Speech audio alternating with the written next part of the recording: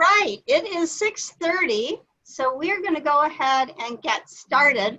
I'm Barbara Lee Van Forsen. I am the experimenter at the Momentum Center, Grassroots Movement to Create a Stigma-Free Community. And this is our second in our virtual town hall series on public health and racial justice. This is being presented as a collaboration between the Mental Illness Task Force, the Human Relations Commission of the City of Grand Haven, and Loudoun District Library. 2 weeks ago, we had our first in the series. We talked about COVID, police, and protests, and tonight we talk about initiating a response. Our sponsors tonight include Ottawa County, the City of Grand Haven, North Ottawa Community Health System, and Grand Haven Area Public Schools. And our panelists tonight, really excited to have them join us. Gloria Lara from Lakeshore Ethnic Diversity Alliance, Denise Greer, the pastor of Embracing from Maple Avenue Church. We also have, Shatavia unfortunately is ill. I heard from her that she ended up feeling like she needed to go to the emergency room. So please hold her in your thoughts. Send her light and love and prayers, and we hope that she is doing well. We do have Robin Afric with us tonight, the Diversity, Equity, and Inclusion Officer from Ottawa County. So our agenda tonight, if you haven't been to a town hall before, or you have, we start with welcome, some instructions, and a couple polling questions, and then we hear from our panelists. What's really important about our town halls is that this isn't just a listening opportunity, it's really an opportunity for community conversation. So our panelists will each speak 10 minutes, and then we'll have a question and answer period, and then we'll go into breakout sessions so we can have small group conversations. We'll bring that feedback back to the bigger group, and then we'll wrap up with some polling questions and next steps. So a couple of instructions to go over. First, please keep yourself on mute until you're going to speak. If you're going to speak, unmute yourself and then remute it. If you have questions, please put them in the chat box. We will read them and get to them. The only people that should be unmuting themselves would be our panelists and our facilitators when we're reporting back from the breakout sessions. As I said, please submit questions and comments via the chat box. We did get some questions ahead of time that we gave to our panelists, and if any of those aren't answered, we'll answer them during the Q&A time. And as you put questions into the box, please include who it's directed toward, unless it's a general question that you don't care who answers it. And we will direct those to all of the panelists after the presentations, before going into the breakout sessions. Now, to participate in those breakout sessions, the small group conversation, you do need to have the Zoom app downloaded on your computer or your phone. If you're doing it strictly through the internet access through the web portal, you won't be able to participate in those rooms. In terms of next steps, we are recording this town hall, and we will make that recording available, as well as any materials that are shared here tonight, and those next steps, the questions that maybe didn't get answered, or anything that comes in tonight that we want to make sure is redistributed to everybody on the call. Often people will mention sites, links, materials, and we always make sure we get those back out to you. And then we go over communication guidelines and ground rules. So that's what we'll do next. Whenever we get together to talk, there's certain ground rules that we have to follow. The first is honesty. We don't get together to debate who's right or who's wrong, but to share what we honestly think and believe and have experienced, and to be willing to listen to the experience and perspective of others. We believe that conversation is critical. So we really want to create that safe environment for people to engage in healthy conversation. Equality. As I mentioned, we have some panelists we're looking forward to hearing from, but all of us are equal and valuable contributors to the conversation. We want to be respectful at all times. All of us come with preconceived ideas, and they can get in the way of our listening to each other. So we want to be aware of that so we can remain respectful to other people and to ourselves throughout our evening. We want to practice active listening, which can be particularly challenging in a virtual format when there's so many distractions around us. So I want to challenge all of us to give our attention to whoever is speaking and be an active listener. Responsibility. All of us have hot buttons and they can be triggered unintentionally. If that happens, we want to be able to name it without blaming anybody for it. And finally, this is a shame-free zone. We want people to be safe to express themselves, to say things that they might not know if it's the appropriate thing to say or not. And we welcome that as an entry into conversation. Shaming never helps anybody to grow. If anything, it just pushes things deeper under the surface where they fester. So we really do want this to be a place where we can unpack the things that we've been carrying and then decide whether we want to continue to carry them or not. So I have a couple of polling questions to start with. And the first one, again, we do this through the Mental Illness Task Force. So we just want to take a gauge on how everybody is doing. If you would just click your response, whether you're feeling a normal amount of stress, some days are getting pretty bad, you're really struggling and looking for resources, you're in crisis, or you're okay, but you're worried about someone else. You would just take a moment to reply to that question. And this is not linked back to you individually. It's an anonymous question. A couple more seconds, just a couple of you out there haven't answered. Okay, so I'd like to share the results with people. You can see that about 63% have a normal amount of stress, and about a third of the people are feeling more stress these days. And the second question is about the areas that you're most concerned or worried about these days. COVID-19, the economy, racism, protests, police behavior, health inequities, isolation, and mental health care are the 10 options, and you can choose more than one. And again, we'll just give a couple more seconds. All right, I'm ending this poll and sharing the results. So you can see, and this isn't particularly surprising, COVID-19 and racism are the concerns on the majority of folks' minds tonight during this town hall. 77% of you named each of those. So that gives us a nice little platform to start from. We want to first introduce Gloria Lara from Lakeshore Ethnic Diversity Council as our first panelist. Lakeshore Ethnic Diversity Alliance has been operating for some time, and we're looking forward to hearing about kind of a historical perspective as well as what's happening now. Gloria, are you on? Yes, I am.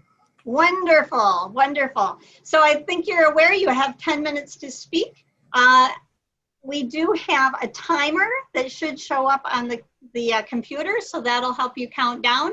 Also, set your own timer if that's helpful. And we've notified all of the speakers that after 10 minutes, we'll have to mute people. So we want to encourage you to wrap up in that 10 minutes. So Gloria, why don't you go ahead?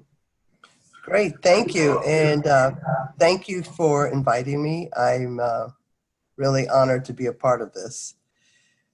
So, well, first of all, am I supposed to be on the screen or not? You are on my screen. There's Perfect. Different screen adjustments. So everybody feel free to change your screen and you can change the size of things. But yes, you should be in the predominant window. Perfect. Now. Okay, just want to make sure the lighting was fine. So, first of all, I'm honored I was chosen as executive director, the third executive director for LEDA last September.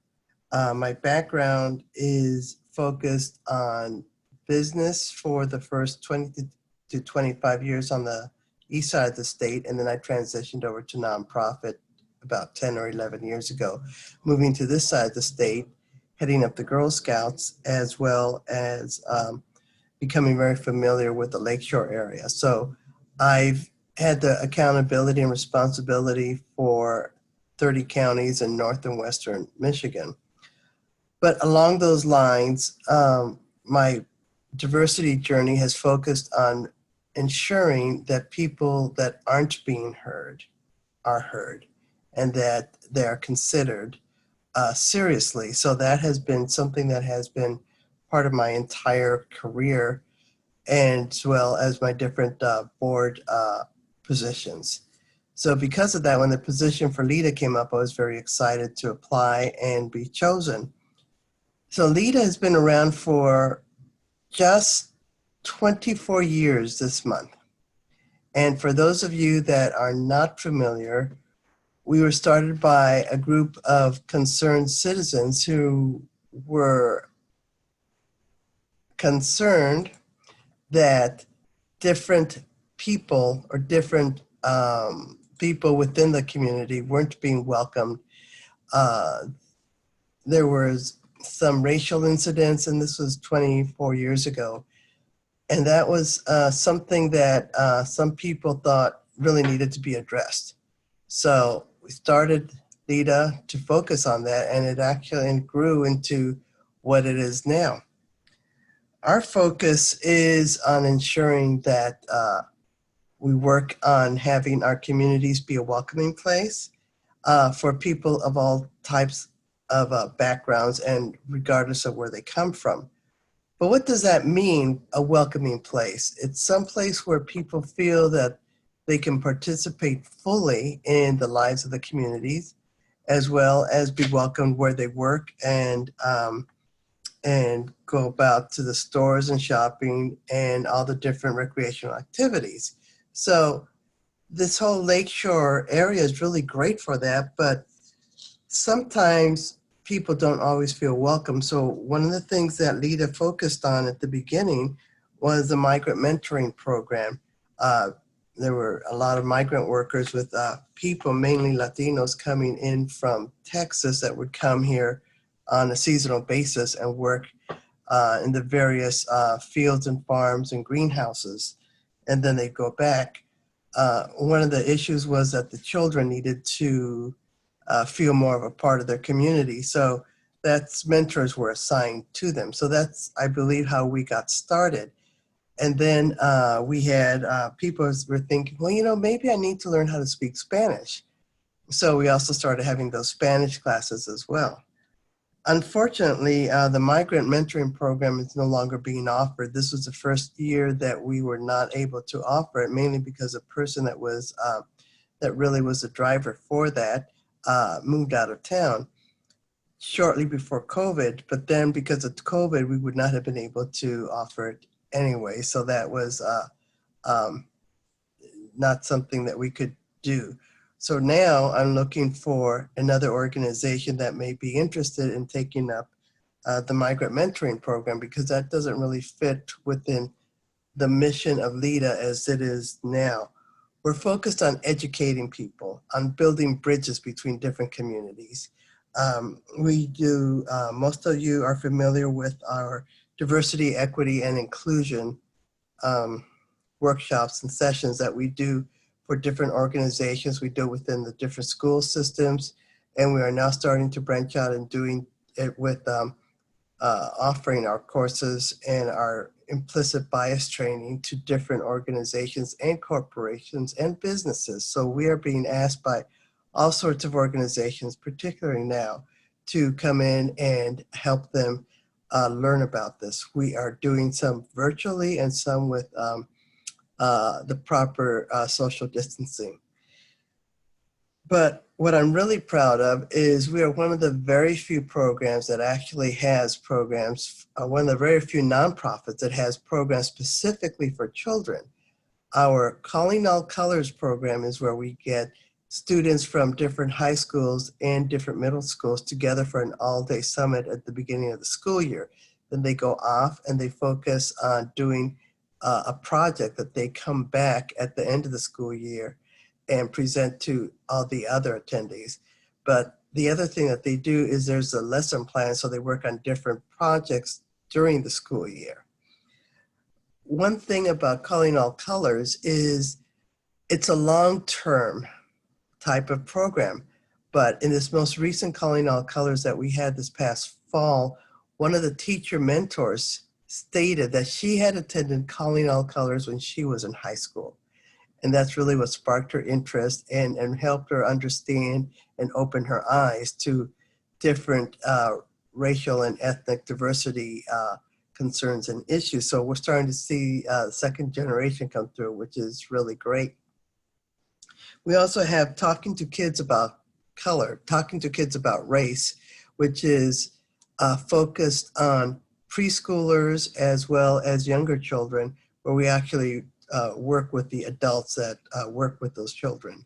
We are in the process of finalizing our second edition, and that should be out very shortly.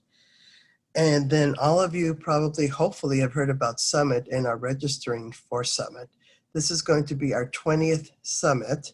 Last year we had over 700 people, and it focuses on, we have different themes, and the theme this year is Vision and Voices. We wanted to think about, okay, this is the vision. What are we going to do about this? And we actually selected the theme in January, way before COVID or all the racial unrest and the protests. And it is actually very focused on what we're going to be doing now. And the reason, for example, why we're having this particular town hall. So please register for Summit. All that information is on our website. Most recently, I decided to start having community conversations, live stream conversations on our Facebook and on our YouTube channel once a week with it's been people, Black people from different parts of the community or different organizations with different experience to really try and understand what are the issues that they're going through and how do they help us see through their eyes. And I was really pleased that Reverend Denise was my very first guest, and we received a lot of positive comments from her appearance. The last thing that we're doing is, and I'm hoping we'll have time to come back to that, is we have written a pledge in conjunction with the Grand Haven Community Foundation, as well as Community Foundation of Holland Zeeland, and in particular, Ottawa County, Al Vanderberg and Robin Afrique, a pledge for people to look at, to read, to understand, and to act. It's a call to action with 7 specific items that they need to focus on. And our discussions from now on will focus on each of the different areas of that pledge. That is available on our website. And once you sign your name, it's out there publicly for people to see. We have Andy Owens, who's the CEO of Herman Miller, has signed it, as well as the president of Hope College and many other community members and leaders. So please go to our website and view that. So I believe my time is about up. Thank you, Gloria. I appreciate that a lot. As I mentioned 2 weeks ago, we had our first town hall. We did talk about the disproportionate number of COVID cases and other negative health outcomes affecting people of color. We talked about changes in policies and policing and training required for officers so that we don't have our own George Floyd experience. And we talked about tackling racism as a community, which will improve the mental health for all of us. Those speakers were so helpful. And again, LEDA is an organization that's been here for quite a while helping us address these issues. But there's also the grassroots movement. What's happening right now is a more immediate response to what's happening in our nation, and what we're becoming more aware of is happening in our own neighborhood. So to speak to kind of those grassroots movements, I'm very pleased to welcome Denise Greer from Maple Avenue Ministries. Denise? Hello, thank you for your kind introduction and for the invitation to be here and be present with you all today. I have been here in the Holland area for almost 22 years, having moved here from North Carolina, a very racially segregated section of that state, and then having grown up in New York City. So I come to this experience, and I call Holland an experience, from very differing places of diversity.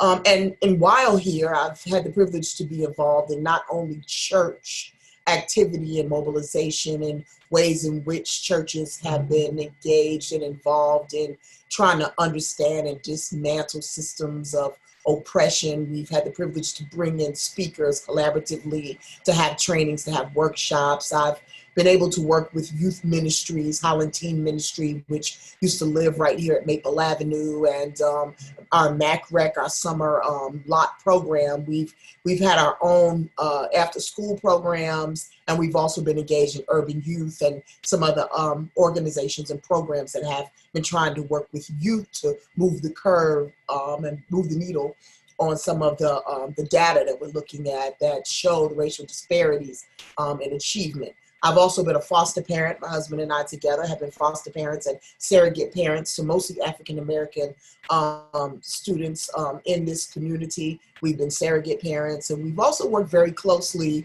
with Holland Public Schools, some with Holland Christian Schools, and some with some of the other schools here in our area, including being, I was part of the Calling All Colors just a couple of years ago. They brought me in as their keynote speaker, and so I had an opportunity to engage that. So I've been all around the community, and most recently during this COVID outbreak, our church has been privileged to join with others to be able to provide breakfast and lunch meals to families whose children would ordinarily receive free or reduced lunch in the school system. So we were very busy during COVID. So I do consider myself the lead pastor at Maple Avenue, but more importantly, I consider myself in many ways to be the pastor of the community and to try to lead in a way that makes everyone feel like they're a part of. And I can say to you, in my 22 almost years of history here in Holland and in Ottawa County, I would say there's most definitely systemic racism that lives here that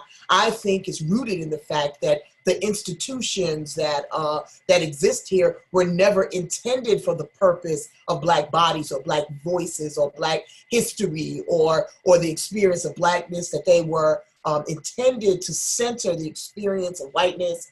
And so whenever there's a thrust to push against that in order to move Blackness closer to the center of the experience, there seems to always be some sort of opposition. So I say, what do we need?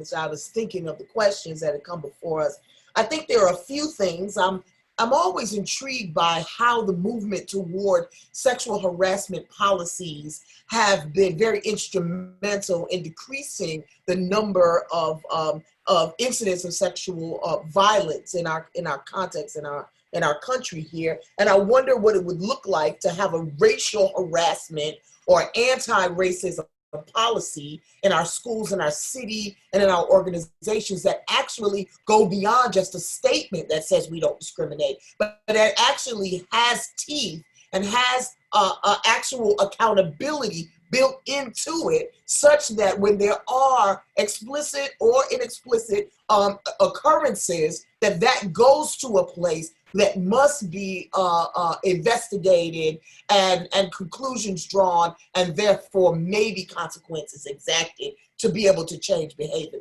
We can change behavior by education, but sometimes we have to change behavior in punitive ways. And I wonder what that would look like. Another thing I think that would be helpful is to develop some sort of way of showing empathy, helping people to understand how to stand in the experience of people who for 400 years in this country have been patient and kind and loving and hopeful, and all the things that 1 Corinthians chapter 13, if you will, says about what loving is, that we've been able to express that historically again and again, and have not found that coming back in our direction again and again, even in a community with, such a Christian sort of presence and articulated value. And so how do we begin to teach empathy and invite people into our experience? And then I think education is key in order to re-paradigm, in order to help us to think differently about Black people, about the Black experience, to be able to mitigate some of the unwarranted and unnecessary fear that leads to the death of Black men at the hands of police, or that leads to the failure of Black children in school, or that leads to people being ostracized out of the church because they don't want too many Black people in the church, or wherever those places might be. What I'm working on currently is a project called 1 Corinthians 13 Project. I realize everybody is not necessarily biblically or religiously inclined in the same ways I am, so that's not a necessity.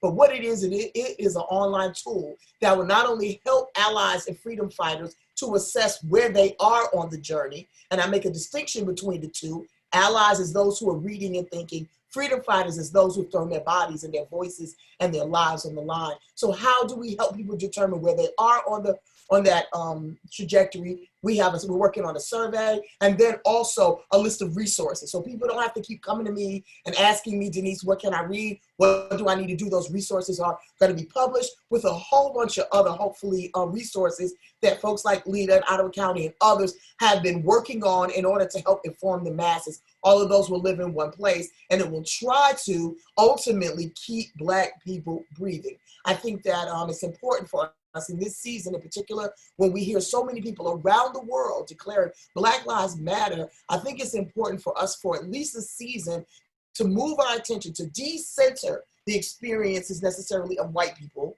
and to move to the center the pain, the healing, the experiences, the history, the voice of people who happen to be Black in America, and who for 400 years have been trying to be patient and trying to say, if I can let the masses know that this is how these things make me feel, then perhaps someone will remove their knee from the back of my neck. And what we found is that is not necessarily the case. We've been welcomed with, it's not my fault, I didn't do it, why do we need to still go back? Why do we need to look back? But I think that looking back, examining our past, which I call digging up the dirt and exposing the root. I think if we can dig up the soil, not for the sake of shaming, as you said earlier, but for the sake of investigation, for the sake of clarity, to be able to see the ways in which our institutions have not loved, or if you want to use a different term, have not honored the experience and the humanity of people whose skin happens to be Black, about people who have come into our organizations and who have quietly had to step out through the back door of a non-disclosure agreement so that they were never able to lift their voices in this community and say, I was mistreated, I was mishandled, and I haven't even had an opportunity to have my day or my say because I had to be gagged and muted so I could continue to feed my family. I know that these things happen in communities all over our country. Unfortunately, I also realize that they happen here in our own city.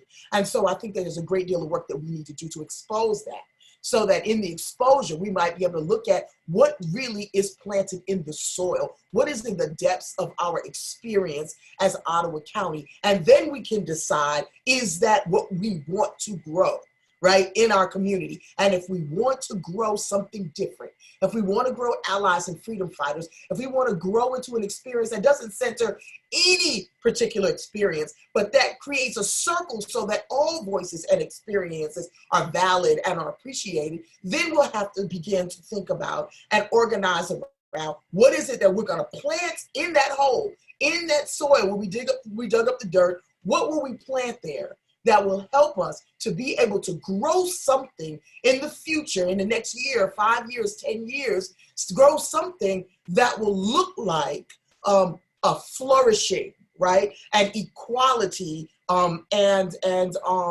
equity for the sake of all the people who live, who grow, and who learn in this community that we all love and want to see flourish. Thank you. Thank you very much, Denise. I want to remind everybody, please, if you have questions for any of our speakers, please put them in the chat box to Denise or to Gloria. And now we're going to hear from Robin, the DEI officer for Ottawa County. So that's an initiative all in itself. Robin, please go ahead. Hi, good evening. First of all, thank you guys for having me here tonight. It's hard to follow Denise, I'm telling you. But I want to, first, before I begin, just take a moment. As someone who the office is obviously newer to our community and to the county, but I want to reiterate that the work is not. And that there are people on this call even tonight, and there are leaders, as you have just heard, that have been doing this work well before my office got here. And I have made sure that as our office does go out and partner with the local organizations and those who are doing the work, that I have to call that out, because it's really important to honor what the foundation has been built and the things that continue to grow from the individuals that have chosen to remain and sustain here. So I want to make sure I say thank you to Denise, to Lita, to Gloria, to the Rainas of the world, to the Luanns who are here, to the Ann Wellers. There are so many of you here, and I can't do it without you, so thank you. So tonight, I really just want to do 3 quick, very simple things. The first is I want to talk about diversity, equity, and inclusion from a neuroscience perspective, because we are talking about mental health. The second is I want to share a little bit about what the goals of our office are as it pertains to why it was created. And then the last thing is just to kind of give you an oversight of kind of the definitions that we're choosing to look at when we look at diversity, equity, inclusion, and also our vision. So very quickly, there has been a lot of studies that have come out around diversity, equity, inclusion being a mental health dynamic when you look at it from a neuroscience perspective. And I just partnered with the North Ottawa Wellness Foundation. Monica Verplank asked our DEI office to kind of write a little blurb about how it is that wellness in our community, and sometimes we look at it as social safety and we look at it as environmental safety. Whenever there is anybody who ever feels like an outsider, whether it's perceived, whether it's real, whether it's a name call or being the only one, neuroscience shows that in our brains, there are certain neurons that fire off that alert our bodies and ourselves that we are in pain. And that same neuron actually fires off whenever anybody is physically hurt. So the body can't really tell the difference between somebody who is physically hurt or somebody who actually feels like an outsider. And that pain is very real. And so if you think about that, the DEI aspect from, a mental health perspective, the reality is we're not creating safe places for people. And you know that in a community, we pride ourselves very much so on physical safety and environmental safety, but we should also consider social safety as a reality. And DEI is directly tied to that. So I just wanted to make sure that I called that out tonight, again, because of the framework that we are dealing with within mental health. The second thing is for our goals of the office. So I am originally from West Michigan. I grew up here my whole life. I've raised my family.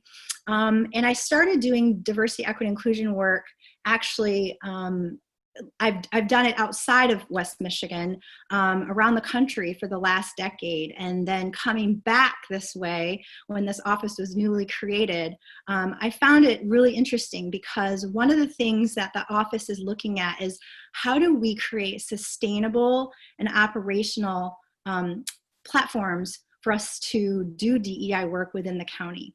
I do love programs, and I think programs are incredibly important, but I also am intrigued by the fact that the county is looking at our policies and how are we going to remove implicit bias and how do we sustain that from the inside out. So 5 goals that the office has is, 1 is to create a diversity, equity, and inclusion strategy. And that strategy is going to have to encompass many partners and those that are working in our current county government. So we're in the phase 1 of that. We've kicked that off just this past month. The second goal is to remove implicit bias from our current policies, programs, and procedures. And so we are partnering with an external national organization called GARE, which is Government Alliance for Racial Equity.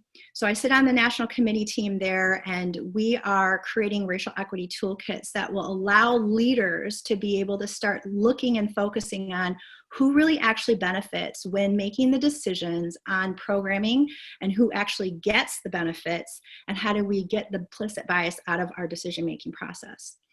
Those racial equity toolkits have been actually completed, and so we are in the process of being able to pilot those two prior to COVID. So, and we're also looking at beefing that up for our external local units of government.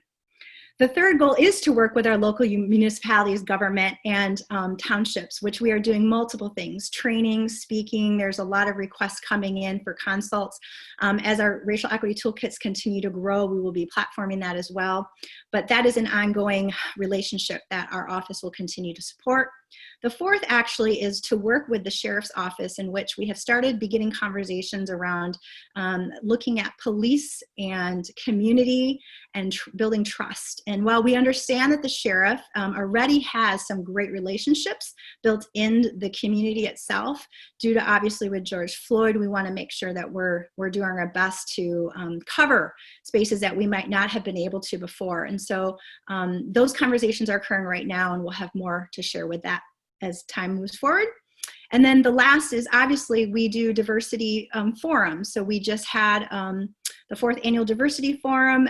We partnered with the city of Holland this past November. We had the highest, I think, participation ever. 300 people showed. I want to say at least 80 to 90% of those were brand new to the diversity forum. And we look forward to planning that next one this upcoming fall, which will be also virtual based on COVID. So those are the areas that I thought I'd share, and thank you for having me. Well, thank you very much, Robin. So let us move into our question and answer period. Again, you can continue to enter questions into the chat box. And Jenna, if you would share questions that might have come in so far. Yeah, so we had several questions that came in with registration, and we did give those to the panelists, and it sounds like they have been answered, but if you have any questions, please put those in the chat as well. And then we also had several questions come in regarding policing. So the Sheriff's Office in Grand Haven Public Safety were at the previous town hall, but we will provide a link to those materials from the follow-up for tonight's town hall. And I'd like to mention with that too, that both Sheriff Kemker and Jeff Hawk have asked for the email addresses, or have asked us to share their email addresses with the people who've asked those questions, so they can personally follow up as well. And then any of those questions, I asked them to copy us as well, so that we can make those answers available to everybody. All right, so for, let's see, for Denise, first question, is there a model for the anti-racist policy that you discussed that we could implement in our own communities and schools? There are some policies. When I was sort of just coming to this, I found that there were very few institutions that actually had it. But I know that there are a couple of, and it might be kind of higher education kind of stuff, but there are a few that actually do provide models for them. Off of the top of my head, I wouldn't be able to provide that, and I'm not sure how applicable that would be to high schools or to the city or some of the, the places we're thinking about. But I think that we could find some that would be a good model. There's been just so much resistance to actually accepting it, but I think that a little bit of research would help us find the model, and I think more and more institutions are leaning into that. Okay, thank you. And then another question for you. Are there any books that you'd recommend the Loudoun District Library to purchase? They've been aiming to build a collection. So, my husband put a couple of books there on the chat, so you might see it. I emailed or sent a message directly to Ben, just saying, would you kindly email me, because I didn't know if it was something everyone was interested in. But Google is your friend, And it's not really hard to find resources. I appreciate you asking me personally, but I don't think it's really hard to find the resources that sort of are the most prevalent right now. You know, we have the book on anti-racism. I'm reading this great book on healing racial trauma by Sheila Rowe. There's another book called Grandmother's Hands, which is doing some other great work with Black people and helping Black and white people deal with the aspect of trauma. You know, then there's just your tried and true, the new Jim Crow, which is always going to help you think about systemic oppression.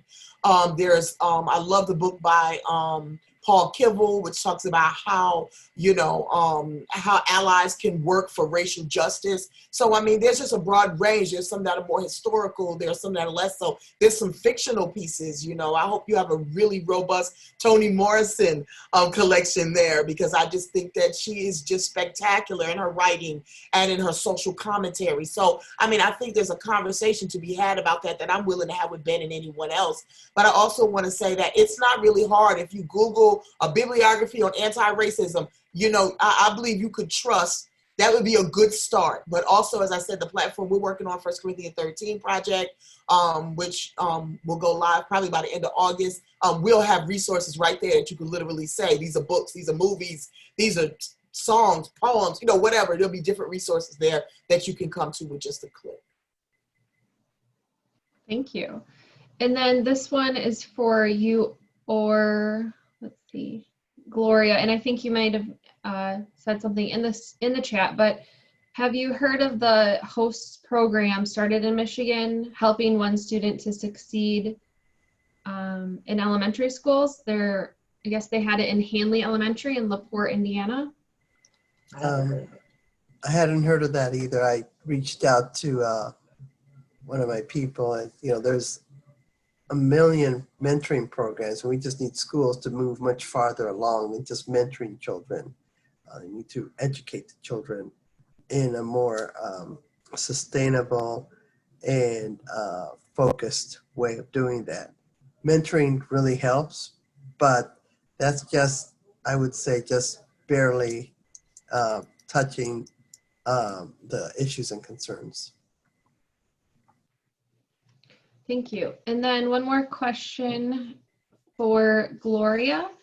It seems that the only program that is specific to this moment of racism is the Facebook Live forums, where you are hearing from BIPOC about their experiences. What have you learned from those conversations? Are there some themes that have emerged that might direct LEDA's work or can inform any of our work? Well, thank you for that question. So I was listening to a book on tape. Let's see, because I just wrote about it. The Me and White Supremacy, and BIPOC is pronounced BIPOC. That was the author's pronunciation. It stands for Black, Indigenous, and People of Color. So I had to look it up as well. So it's an educational moment, BIPOC for BIPOC. The reason these conversations started is my board chair was asking me to make a statement on behalf of LEDA for regarding George Floyd and all the riots and regarding George Floyd. Then all the different protests and riots started happening, and I thought, you know, we have to do something more than just a statement. We need to be able to determine how to inform people and how to have voices that aren't always heard to be heard. And that's why I was so honored to have Reverend Denise as our first guest. The themes go all over the place. Trying to have people from different walks of life with different types of experiences. Last week we had someone talking about media, as well as John Covington. I think it's important for people to understand and to hear different voices and realize that these voices are always and always have been all around us. We just have not been listening. And I think that that's one of the things that I'm hoping that our community conversations do. By the way, we're not having one this Wednesday or next Wednesday because we're focusing on Summit, but we will restart again in another 2 weeks. And it is my intent to eventually start going out to different BIPOC, Black, Indigenous, and people of color. So if you're wondering, well, why haven't we heard from any Latinos or Latinas or Asian Americans, etc., rest assured that I will be bringing them in as time goes on. Thank you for that question. All right. Another question.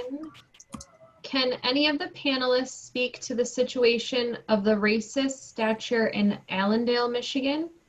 There was a protest that occurred a couple weeks ago, but the township board voted unanimously to keep the statue in place. Robin, has your office at the county been made aware of this? And do you all plan on taking action in the future? Did you want to respond, Gloria or Denise, first? So Robin, why don't you go ahead first and I'll respond. Okay. Denise, do you have anything to add?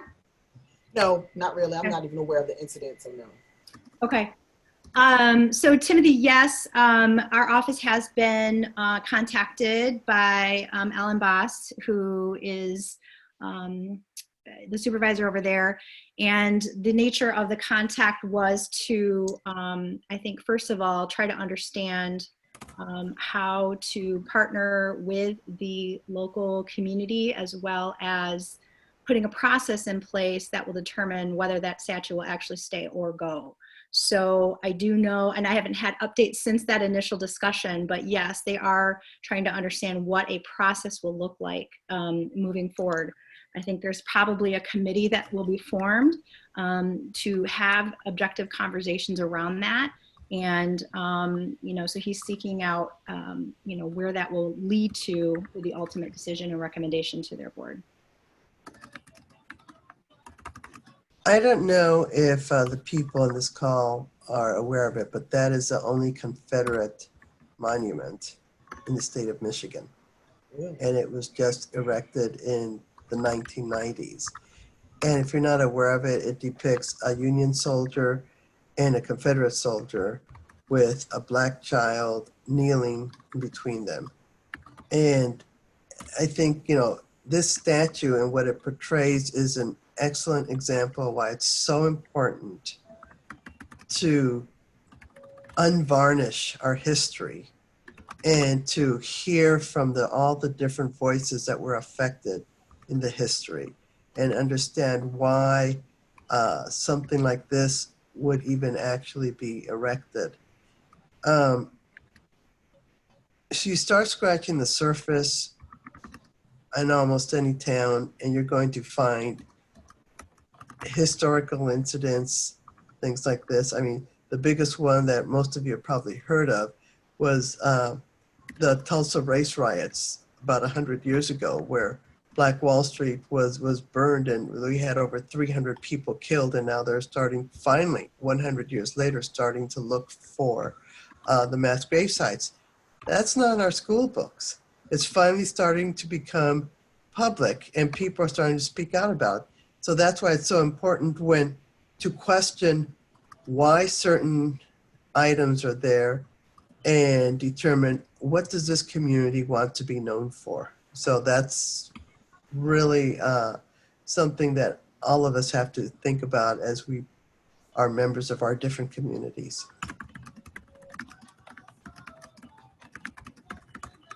Okay, and then another question for any of the panelists.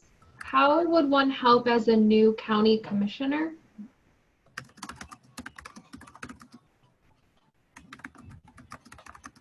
So if I respond to that first, I think it's important for every individual to do their own work to determine where are my implicit biases as well as my explicit biases, what has been my experiences, because those are my experiences are the things that that form and shape and reinforce right? Those same biases. So I would say before you try to go forth into the community trying to wave anti-racist flag or take down a statue or anything of that kind, I would say that it would be very, very important for you to do your own work to determine how you're perceived by other people of color and what has been your experience with people of color, with Black people in particular. And then that you begin to do the work, whether it be reading, whether it be training, whether it be coaching, that is going to be able to cultivate a heart of empathy, but also something that is perhaps transformational in whatever ways necessary for you to be able to show up in a way that is not going to cause more trauma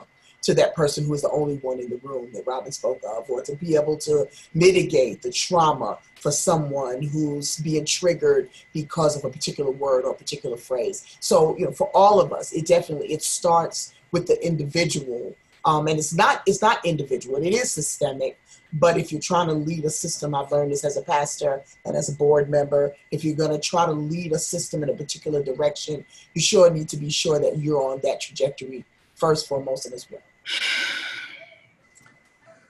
I would say that one of the key things for all of us is to understand what our implicit biases are.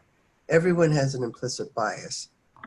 The important thing is to try and understand what they are and then say, okay, now that I know what it is, how do I address it? Is it something that you want to keep, or is it something that you're going to tell yourself, you know, I need to focus on changing this? Many, many years ago, I read an interview with a Black gentleman, and get said that every time he got on an elevator with a woman there, she would always, you know, grab her purse or, you know, get to the corner or walk out of the elevator. Thank you. And so I decided to deliberately not do that, deliberately smile and nod at the gentleman, and not show that, you know, I was, because I'd been conditioned, and a lot of us are conditioned to do different things under different situations that we may think are threatening, but they're really not. So this is what I mean about looking at your implicit biases and how are you going to act to address them.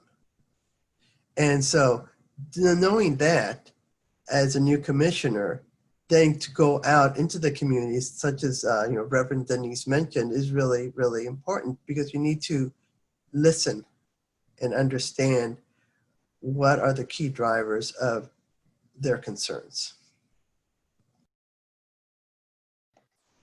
All right, it looks like there is one more question for Robin. Is there a program that you have already started for looking into our current police officers and deciding if they need quality racial trainings, or to just see if they have any racist motives? And there is an example in the chat too. I can read it, but it's kind of long. No, that's okay. I just actually typed. So prior to the office happening, the sheriff's office had an LPAC, which is an Advocates Leaders for Police and Community Trust. And so part of the purpose of our office coming in was to actually revitalize that and revamp some of that. But then when George Floyd happened, which again has put a precedence over some of the things that we originally started down the path, we are now having to figure out what all that looks like, especially now with the changes that are being mandated for police coming from the governor and the state. And I think the sheriff mentioned that he was sitting on a committee that's part of that as well. And I know that in talking to Barbara prior to this, I think the sheriff was on earlier, Barbara, is that correct, at the first panel? And I think that what he gave for training and how they're dealing with racist or racism, however you want to call that, right? They've already kind of listed out some of the things. That's the only thing I've got at this point.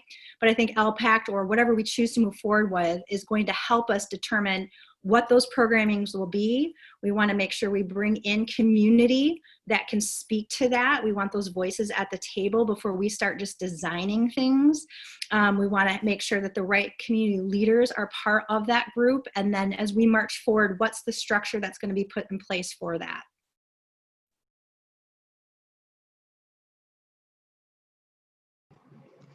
And as I mentioned, we have had questions come in beforehand around policing.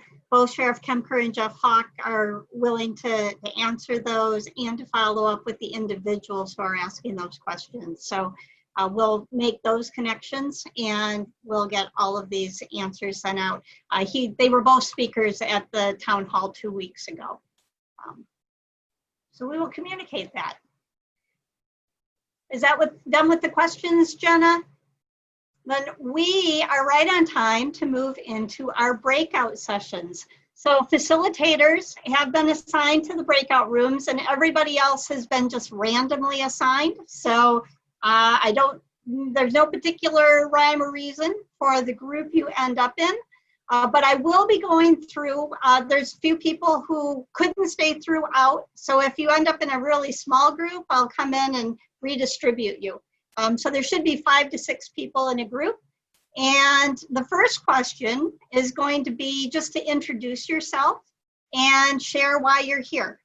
Just introducing yourself and sharing why you're here to everybody. The second one will be, what have you learned tonight? And how is that knowledge helpful? So those 2 questions you will have 10 minutes to talk about. And Angela Dersham is our amazing timekeeper tonight, so she will set the timer. I'll also type those questions, I'll broadcast them, but I recognize that only stays up for a short time. So your panelists or your facilitators might have written those questions down too. But the first one is introduce yourself, share why you're here. And then the second one is what have you learned tonight and how is that helpful? And I'm going to send you to rooms now. You should get a button that tells you can join your room. Okay, I think we are all back. So what I'd like to do now is I will ask each of the facilitators, I'll call on you by name and room, and if you could unmute yourself and share kind of a summary of what you just heard, particularly what people have learned tonight. And try, as we go through the rooms, not to repeat a lot of what has already been said, but to add to it. Going through all of the rooms, if we all take a minute, that would be 10 minutes. And we have 2 more questions we want to talk about and then come back to the group. So a nice, concise summary would be excellent. And I want to start with Ben in room 1. So we had a really good debate, really good talk. The big thing that came out, we really enjoyed Denise. We thought that the First Corinthians project sounds very, very interesting. And we were really impressed with Robin and just how much fire she seems to have and that she seems to be like a really good person for this role. Thank you, Ben. How about Greg in group 2? Thank you, Barbara. We had kind of a diverse, if you will, experience. Several people enjoyed learning about new reading materials and actually were inspired to do some of their own work to become more kind of culturally or racially aware through reading. That was a common theme. A couple of our folks actually said they need to learn more about the Momentum Center. So having been inspired by the Momentum Center hosting our town hall. Certainly listening to others was another theme, and then I would add, as still a relatively newcomer back to the West Michigan community, learning a lot more about Lakeshore Ethnic Diversity Alliance, and certainly the Maple Avenue Church work has also been very helpful. Excellent, excellent. Thank you, Greg, in group 2. How about Zach in group 3? Yeah, we had a wide range of people in our group, and the general consensus was that it was great to hear all the resources and things going on in the community, from large-scale efforts down to the grassroots movement. You see a lot going on. There's a lot of resources, so it was nice to see them all in one place. Wonderful, thank you. How about Brian in group 4? We talked about the different organizations that are doing a lot of great things and having an opportunity to hear from those different organizations. Also about the trauma that can be involved, and hearing different things and experiencing different things. And so that whole trauma piece with that. And then just being in groups and being able to reinforce that we're not in this by ourselves, that there are other people, there's other groups, and it's great to be with like-minded people when you're in the middle of a battle. Thank you. Excellent, Brian. How about group 6 and Rhonda?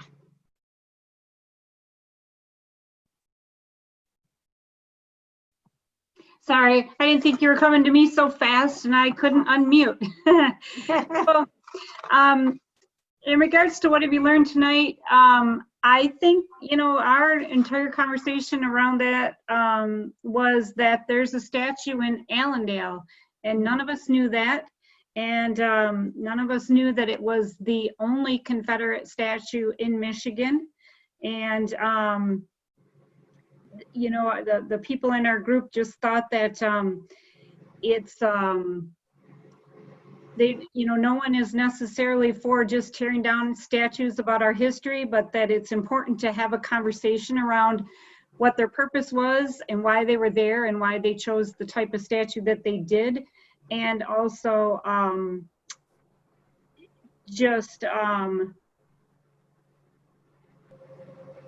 yeah, I think that was the gist of it, that there might be other ways to remember the Civil War other than, using Black children to, for that. So, yeah. Thank you. Thank you, Rhonda and group 6. And I do want to thank and apologize to Raina and Luann, who had groups 5 and 7. And there were just a couple of people, so we redistributed. So thank you for your willingness to facilitate. I'm going to go to Shile and room 8. There we go. I had to unmute. So we loved all of the speakers and thought that they all had great points to bring to the conversation tonight. We discussed that this is really hard work and that we all need to work together to do this. We loved when Denise was talking about how if there was, accountability in relation to incidents and then investigations and intervention, much like the Me Too movement. We were also really interested in the information about when someone's called an outsider, that it causes the same neuron release as if you're in physical pain. Those are both two things that we all took away from the speakers. We talked a bit about how people are making changes now because there's monetary pressure, like on a larger scale, because there's monetary pressure from sponsors, donors, people who are involved with economics of. The example was the football team that just changed their name because sponsors were backing out. I'm not very familiar with football, so I apologize that I'm not great at that. But how money really has a lot to do with it and how important it is that we all hold businesses and our leaders accountable however we can to make sure that things can get done. And another suggestion was to take an audit of our personal social circles to look and see the diversity of those groups and how we could improve our personal social circles to include just people that are different from ourselves to help gain some perspective and understanding that we don't have because we all live very differently. So, and grew up differently and experienced things differently. So that would be ours. Excellent. Thank you very much. Great. How about Yvonne in group 9? Okay. Well, we exchanged a lot of our own personal experiences and found out from living, in other parts of the country that you, even by seeing them, you can still be admitting to your own racism that you might carry along with you. Or at least that I saw that in myself.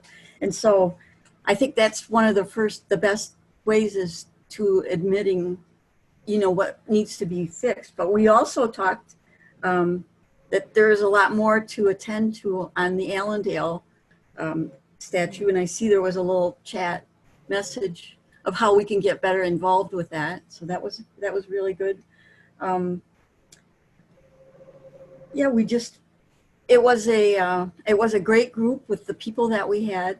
And I know that Gloria is going to talk a bit more about the LEDA pledge for what will be happening. So we brought things out like that. And it's just been a really good, for me, this is my first experience to really, like someone else said, like-minded people and what we could do together. So, yeah. Thank you, Barbara. Thank you, Yvonne. How about Alicia in group, wait a minute, was Alicia in group 10? I was in with Ben in 3. Okay. Yeah. Okay. So Next time. sorry about that. Not sure how that happened, Alicia. How about Callie and Pam? I think you were both in there. Did somebody take over facilitating group 10? Yes, I did, Wesley. Yes, all right. Yes, we had a few things. One of our members had to leave because of her parent had surgery. However, one of the things that was brought up that was interesting for the 3 of us is looking at what's that bridge for? Oh, I'm sorry. Here we go. There was a bridge, the Tri-Cities, in looking at getting together with the young adults in Muskegon, Grand Haven, and also Holland. One of the critical things that Paula was talking about, or Pamela, excuse me, was due to this virus, things are not going to be funded right now until this thing resolves itself. So we're looking at what can the 3 communities bring together and expand more than what they have been doing. Okay, and we'll get back into that question too with the next couple. How about Sarah in group 11? Hi there, everyone. We had a. Oh, Can you hear me? Now I can. Okay. Had a great group. Spent a lot of time in the beginning really talking about introducing, and then what our first experience with racism, many different suggestions of ideas about that, different ages, and a couple had interracial parents, so that brought a whole new dynamic to their lives. One mentioned, and this seems to be really typical or not so rare, being called a racial epithet as a child, bus driver not saying anything but friend sticking up. And then one of the people, I thought this was really great, they learned that there's so many pockets of people engaged in activism, and really had it not been for this town hall meeting, we really wouldn't know that about all the different people who are doing things that we just didn't know about. So, and she also said, so excited to be part of this committee. Excellent, excellent. So those were our groups. I'm going to send you back to your groups again. And the next question is going to be, what else can we do as individuals to create more diversity and inclusivity in our own lives? And I'll send that to you too, but what can we do as individuals to create more diversity and inclusivity in our own lives? I will send you to your rooms and you'll have 5 minutes. I'm just glancing, it looks like one of the groups, we lost a couple of people, they might only be down to 2. So, oh, maybe not. All right, I'm just gonna send you, there you go. Okay, looks like people are back. So we're gonna go through our groups again, and we'll answer both questions. What can we do as individuals, and what can we do as a community? And we'll reverse order to mix it up a little bit and just further complicate it for myself. So if we can start with Sarah and room 11. Okay, Barbara, I was not prepared. Oh, oh, you're muted again. Oh, I am? There you go. There you go. My mute must have a delay on it. Okay. We spent a lot of time talking about what we do ourselves, starting with our kids, you know, at home, and teaching them to stand up, offering kindness, also reaching out to other cultures, learning about, also maybe being intentional about who we're around. And then also, you know, there's a balance too for maybe standing up, but then not burning out. And so, and then, yeah, I think I'll just leave it there. Thank you very much, Sarah, and everybody in Group 11. Real helpful. How about Wes in Group 10?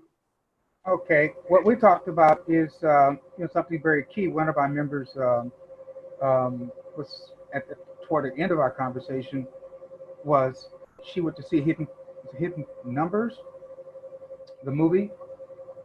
And Hidden Figures. Figures. Thank you. Yeah. And this is the first time she began to learn, what, that these women existed. In other words, what aren't we getting in the schools? What aren't we getting at home? The other I brought up about the African American Museum in Muskegon. Is still, I'm pretty sure Dr. Jackson, left it still running and everything.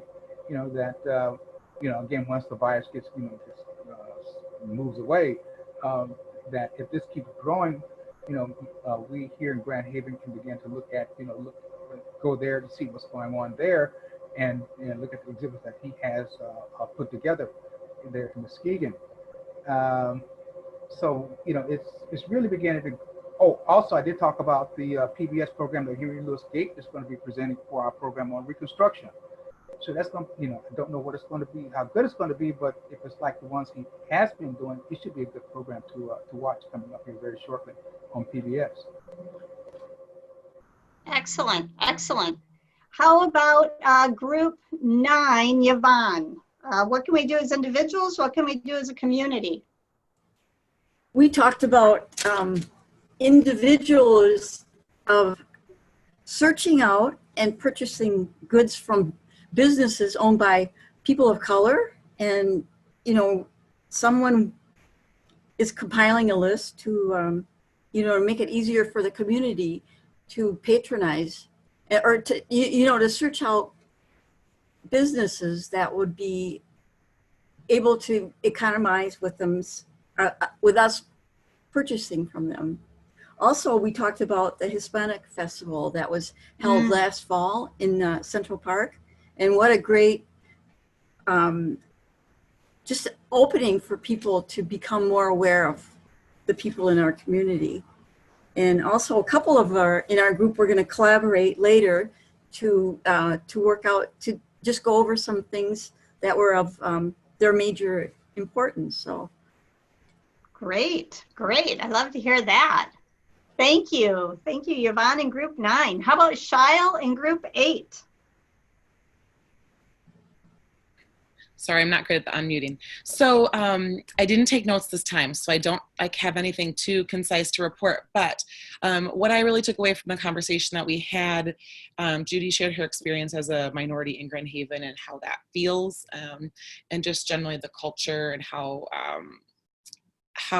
that feels. And so we also had more of our conversation around, in order to attract more diversity to our town, we need to make it a place that is welcoming to all people, to allow for, welcoming, accepting place, so that when someone comes here, they don't say, oh, why would I want to live there? Like, people there are not nice, and, I feel a certain way. So, I guess the big question though is, how do we do that? I mean, I think, and that comes back to, I think, Denise's point of like working on yourself and taking stock on, your biases, and then making changes on those biases that you have, and doing the work for yourself to figure out what you need to do so that you can be a more welcoming, accepting person.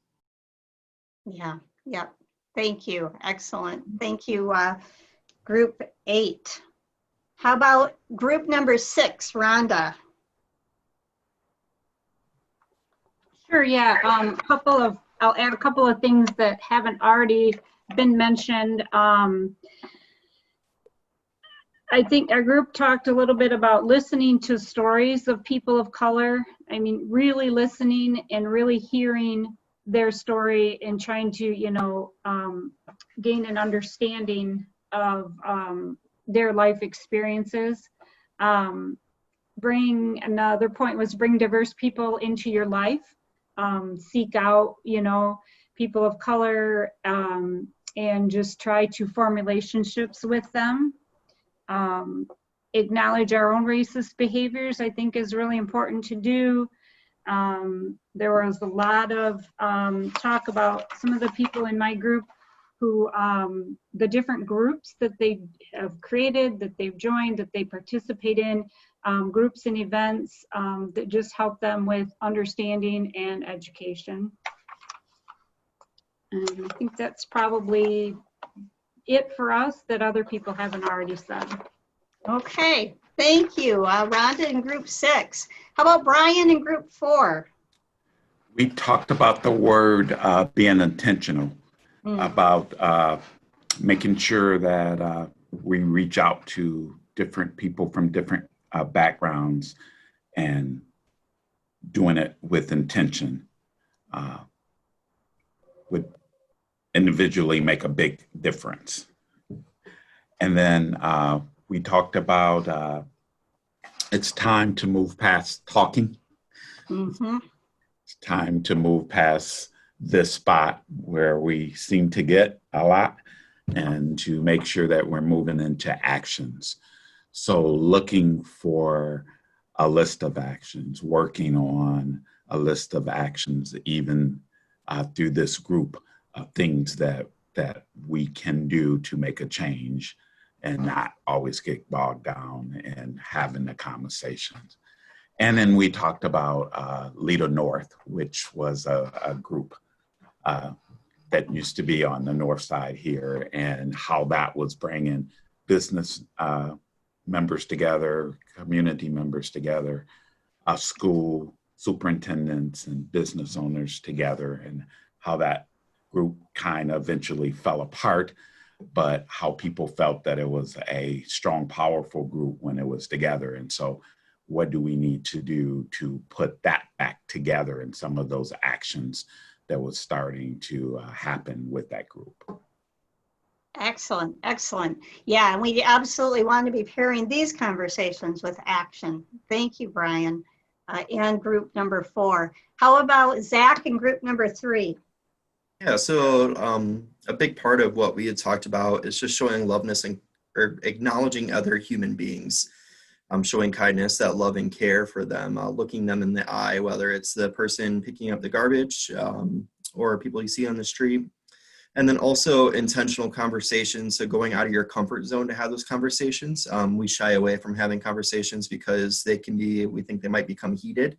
But once you stop addressing the external environment and what's going on in the nation and in the world, that organization can die. So it's important to think about that within all of our workplaces, is to adapt to what's going on externally as well. And then we also touched on, well, what can we do as next steps and and so we're looking for the next steps, how to help others and just get the word out. We don't fully know what to do, but that's what we're hoping to learn. Okay, okay. Thank you very much, group 3. How about Greg in group 2? Yeah, we had a good conversation. In fact, 2 of our members, our Momentum Center members, and talked about Tri-Cities Action Club and volunteering in the community that brings a lot of diversity and inclusiveness in their lives. We talked a lot about what can be done as a community, and really talked about the inequities of healthcare, quality, affordable childcare, and a housing crisis that exists all throughout Ottawa County, and how some of our institutions need to, keep picking up the stones that are going to help build those build that capacity. And then lastly, on the personal, that has been said, but I thought it was said well by one of our members, is just, you know, the idea that we all need to reach out and figure out, maybe through organizations like this or conversations like this, how do we have a cup of coffee with somebody, begin a conversation with somebody who's not like us, not in our own tribes or our own circles, where we can begin to learn more from each other. Yeah, yeah, excellent, excellent. Thank you, group 2. And how about Ben in group 1? So some things I haven't quite heard yet. Listening is really important. And I want to take that even further, like believing what you're hearing, believing what people are telling you, and inviting people of color to tables for more than just their race. So, you know, we don't want to just be like, I need to find a Black person. You know, they're also experts in other places in our lives. And maybe getting all of the community organizations that are working on race and racism together to create a much larger push. So, you know, get LEDA there, get the library there, get Momentum Center there, and then really start to have a systemic push rather than these little groups doing their small things in their own spheres of influence. They had a vision of it on the waterfront, lots of great open spaces, and, you know, going out of it with real tasks, you know, meeting people with their skill sets and where they are in the community. Excellent, excellent. Thank you so much. Thank you, Ben and group 1. Wonderful feedback. I do have a couple of polling questions. Let me get to question 3. The first one, this is just kind of an evaluation question about the town hall tonight.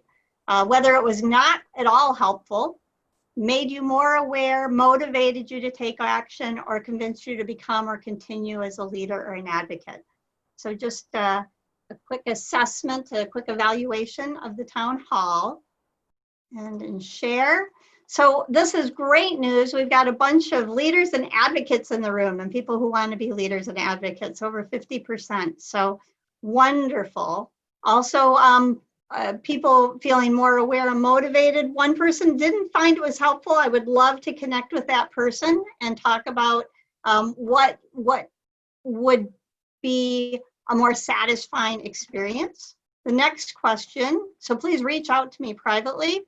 The next question is, would you be interested in participating in additional town halls on public health and racial justice, or just racial justice?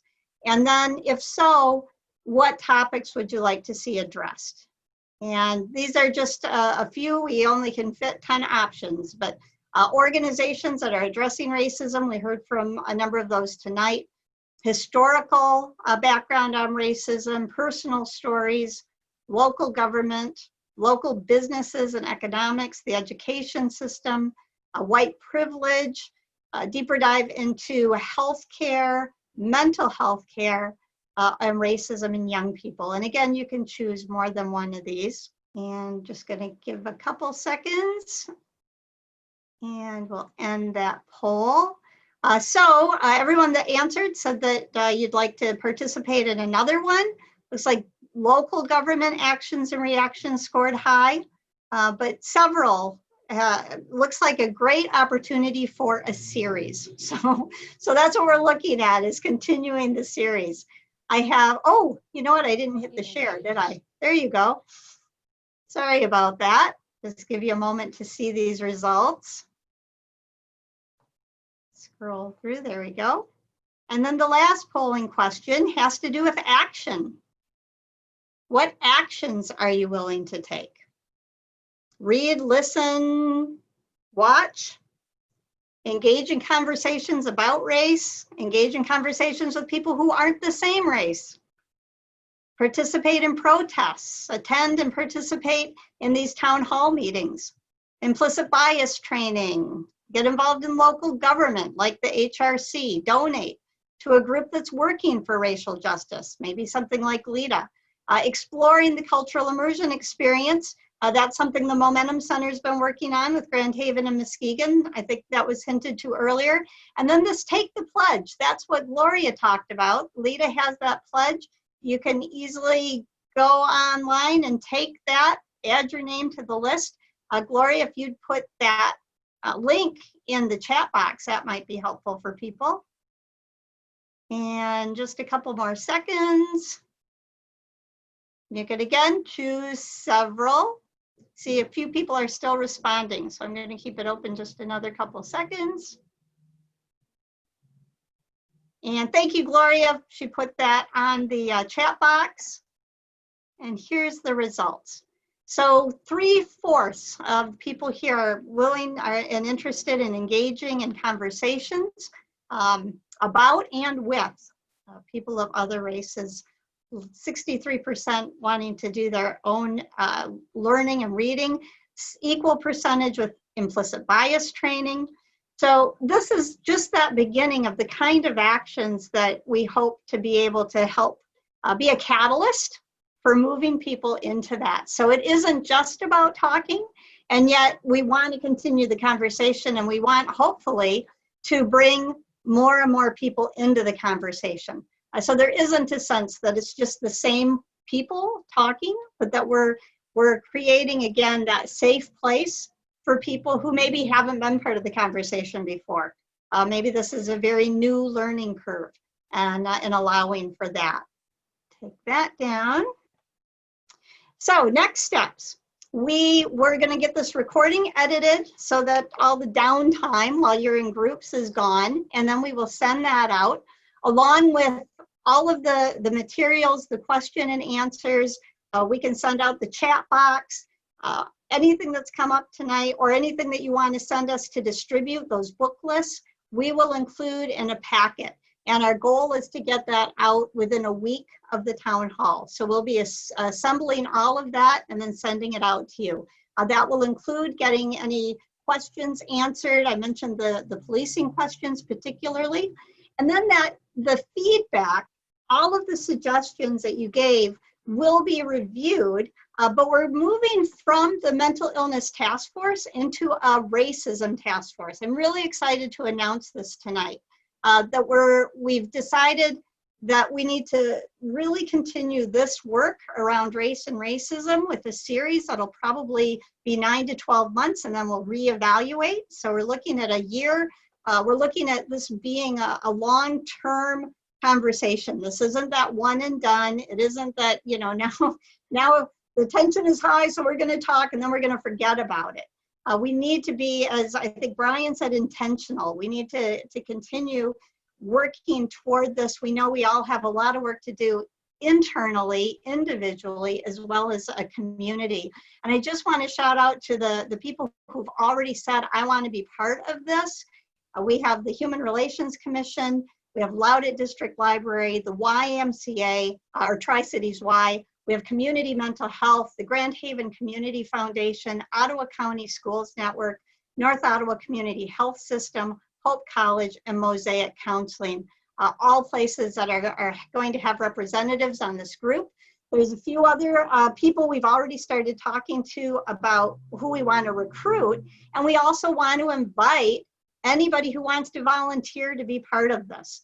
So community members, anybody who's been participating in this conversation tonight, you are welcome to be part of it. We're going to meet again in 2 weeks, July 27th at 4 p.m.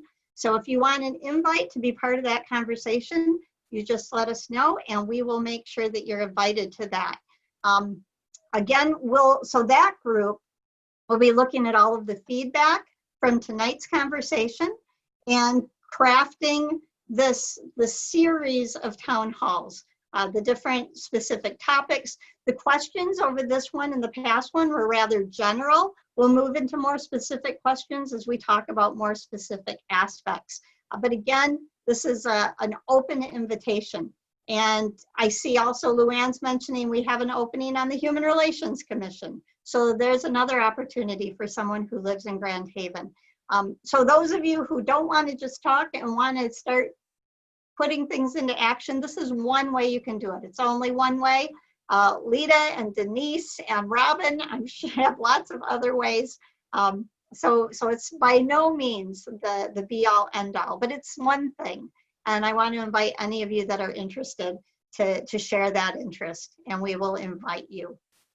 Again, tonight was the combination of the Momentum Center, the Mental Illness Task Force, the Human Relations Commission, and Loudoun District Library. And where are we on time? We're just 2 minutes over. That was pretty good. Watch for an announcement. We're kind of looking at probably the fourth Monday of each month for the town hall meetings. I'm not setting that date in stone though for the next one until this racism task force has a chance to meet and solidify and make that plan. But those of you who are here, you'll get that announcement. You're on the list. We'll make sure that you know. I am so grateful for your participation, and because this is a community conversation, and it doesn't happen without the individual participants being willing to come, to make yourselves vulnerable, and to be willing to listen and enter into a relationship of conversation. So again, thank you from the bottom of my heart. The divine in me recognizes and bows to the divine in you. Until next time, namaste.